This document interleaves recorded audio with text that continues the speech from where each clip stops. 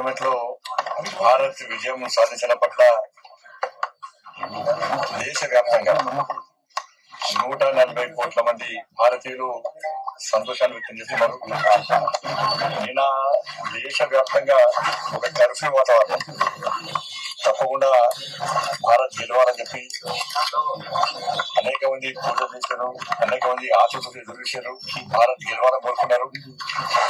Cricket అభిమానులు కాకున్నప్పుడు కూడా ఈ దేశం మీద భక్తి భావన చాలా మంది సామాన్య ప్రజలు కూడా నిన్న వీక్షించే ప్రయత్నం చేశారు.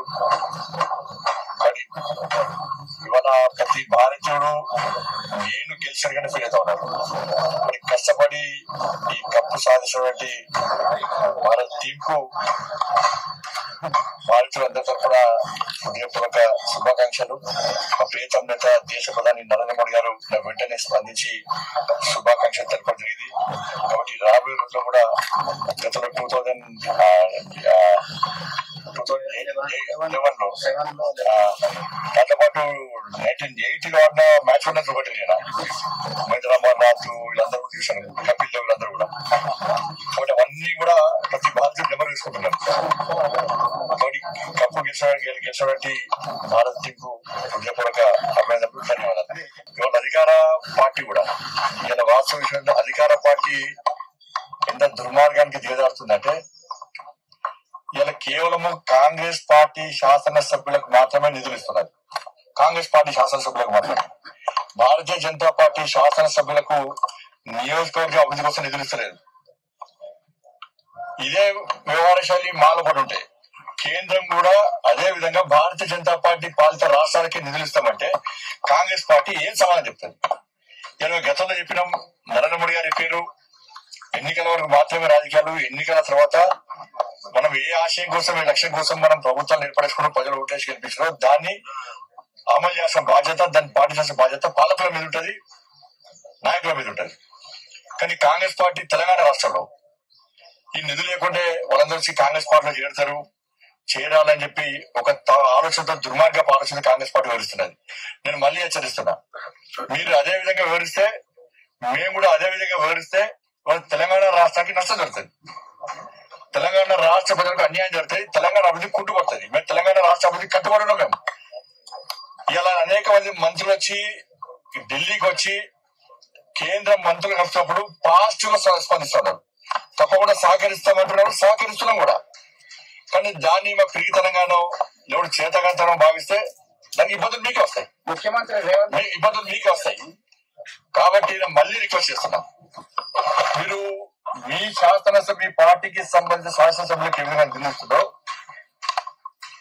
ఇతర పార్టీ భారతీయ జనతా పార్టీకి సంబంధించిన శాసనసభ్యులు కూడా మీరు నిధులు ఇస్తారా ఇయ్యరా క్లారిటీ చెప్పండి. ఈ అంటే దానికి ఏ విధంగా ఆలోచించాలో మేము ఆలోచిస్తాం.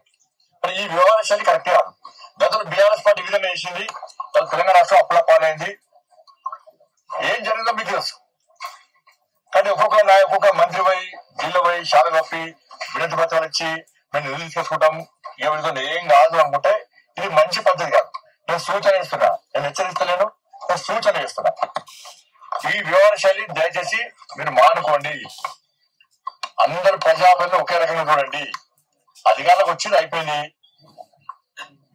కానీ ఈ నిధులు లేకుండా అవమాన గురిగా ఏం చేయాలా?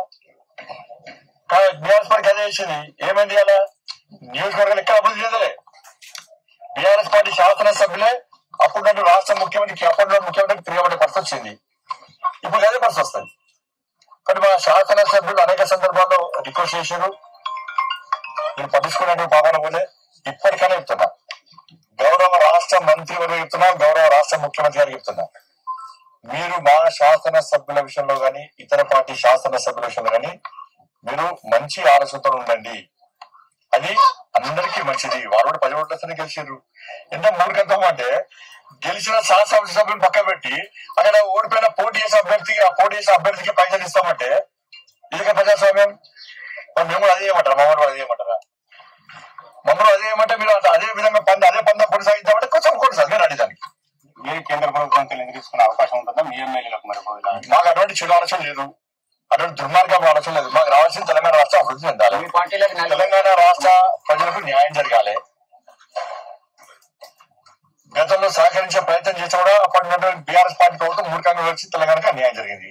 ఇప్పుడు అనేక మంది మంత్రులు వస్తున్నారు, ముఖ్యమంత్రి గారు వస్తున్నారు, ఏ విధంగా స్పందిస్తారో తెలుసు. కలిసిమెలిసి పోతున్నాం. అనేక సందర్భాలు మంత్రులు నాగేశ్వరరావు నేను పాజిటివ్ గా స్పందించిన. సహకరించడానికి మేము సిద్ధంగా ఉన్నాము. మా శాసనసభ్యులకు సహకరించడానికి, మా శాసనసభ్యులను గెలిపించడానికి నియోజకవర్గ అభివృద్ధికి మీరు సహకరిస్తారా లేదా మీరు ఆలోచించి చెప్పండి. రాజీనామా చేసినవన్నీ కదా పార్టీలో సిస్టమ్ అని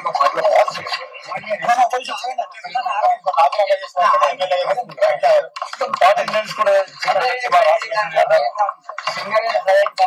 కేంద్రం కుట్ర చేస్తుంది అని చెప్పి ఆరోపణ చేస్తున్నారు. 51% వాటా ఉన్న రాష్ట్ర ప్రభుత్వానికి కాదని, 51% వాటా ఉన్న రాష్ట్ర ప్రభుత్వానికి కాదని 49% వాటా ఉన్న కేంద్రము ప్రైవేటీకరణ చేసేటువంటి అవకాశం ఉండాలి.